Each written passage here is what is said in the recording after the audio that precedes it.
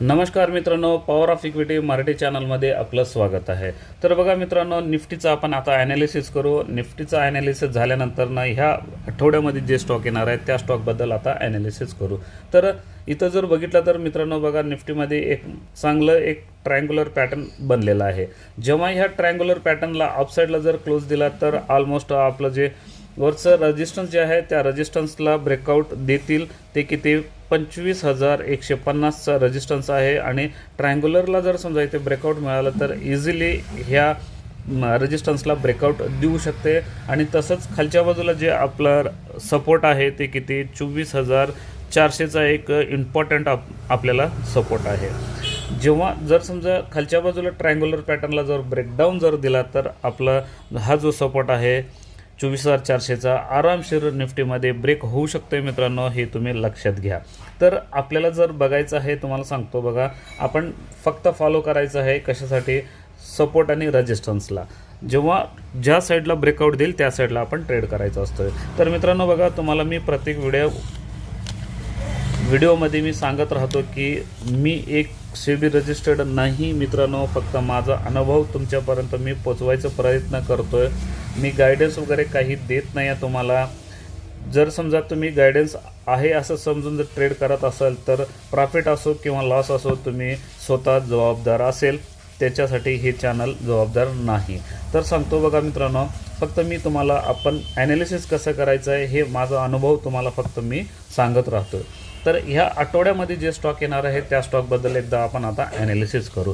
तर त्या स्टॉकचं नाव आहे मित्रांनो इंजिनियर्स इंडिया.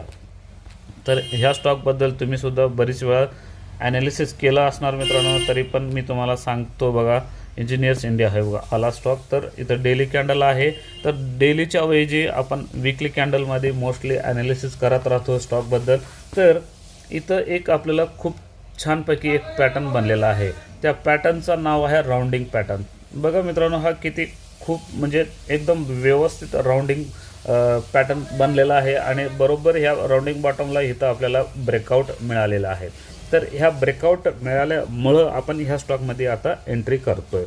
तर आपलं जे बाईंग जे काही रेंजमध्ये राहील हे सुद्धा तुम्हाला सांगतो बघा. आता जे क्लोजिंग मिळाले आपल्याला किती 229.48 आपल्याला क्लोजिंग मिळालेलं आहे. तर 230 ते ह्या स्टॉकमध्ये जरी समजा करेक्शन आलं तर आपण ऑलमोस्ट 210पर्यंतसुद्धा ह्या स्टॉकमध्ये आपण इन्व्हेस्ट करू शकतो. आणि स्टॉप लॉस जे लावायचं आहे ते स्टॉप लॉस अगदी छोटा आहे, ते पण सांगतो तुम्हाला. तर टार्गेट जे राहील ते काय, हे जे राऊंडिंगचं जे आपल्याला डीप आहे ह्या डीपचा जो डिफरंट राहील तो आपला टार्गेट राहील. म्हणजे इथून इथंपर्यंत आपल्याला ऑलमोस्ट किती 75 पॉईंटचा आपल्याला डीप मिळतो आहे.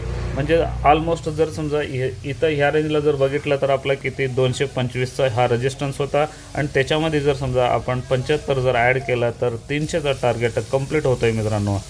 तुम्ही ह्या पद्धतीनं टार्गेट आणि स्टॉप लॉस काढू शकताय. तर स्टॉप लॉस जे आहे ते जी ही मोठी कॅन्डल आपल्याला झालेली आहे त्याच्या मागची कॅन्डल जे कुठली आहेत त्याचा स्टॉप लॉस तुम्ही लावू शकता. म्हणजे ऑलमोस्ट 185 रुपयाचा तुम्हाला वीकली क्लोजिंग बेसिसप्रमाणे तुम्ही स्टॉप लॉस लावू शकताय मित्रांनो.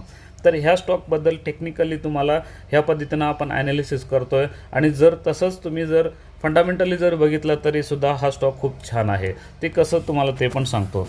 मार्केट कॅपिटल जर बघितलं तर ह्या स्टॉकमध्ये ऑलमोस्ट मार्केट कॅपिटल 12,898 करोडचं आहे. आणि तसंच आता तुम्ही करंट प्राईस जरी बघितलं तर 229चा आहे आणि पी 22.2 आहे मित्रांनो. बुक व्हॅल्यू खूप जास्त आहे, म्हणजे कमी आहे आणि स्टॉकची प्राईस जास्त आहे. जर जे चांगले स्टॉक असतात त्यांचे बुक व्हॅल्यू कमीच असतात आणि स्टॉक रेट जास्त असते मित्रांनो. मोस्टली तुम्ही कुठल्या पण चार्टला म्हणजे कुठल्या पण स्टॉकला काढून बघा, तुम्हालासुद्धा कळेल याच्यामध्ये. तर आणखीन एक तुम्हाला सांगायचं आहे बघा, इंटरेस्ट कव्हरेज रेशो जे आहे हे खूप चांगलं आहे मित्रांनो. म्हणजे ह्या स्टॉकला तुम्हाला सांगतो 238 पट ते तुम्हाला आरामशीर ते इंटरेस्ट देऊ शकतं. आणि ROE जर बघितलं तर 23.6 आहे आणि 23.6 आणि ROC ही जर बघितलं तर 25.4 आहे मित्रांनो. हे खूप चांगले आहेत. आणि तुम्ही जर तसं प्रमोटर होल्डिंग जरी बघितलं तर 50%च्या वरतीच आहे. त्याच्यामुळं ह्या स्टॉकमध्ये भिण्यासारखा काही नाही. तुम्ही जरी समजा लाँग टर्मला जरी घेतलं तरी हा स्टॉकसुद्धा खूप चांगला आहे मित्रांनो. ॲज पर फंडामेंटलसुद्धा चांगला वाटतो आहे. तुम्हाला बघा, तुम्ही ॲनालिसिस करा, तुम्हाला योग्य वाटत असेल तर इन्व्हेस्ट करा मित्रांनो. तसंच आपण पुढच्या आठवड्यामध्ये भेटू. तोपर्यंत धन्यवाद.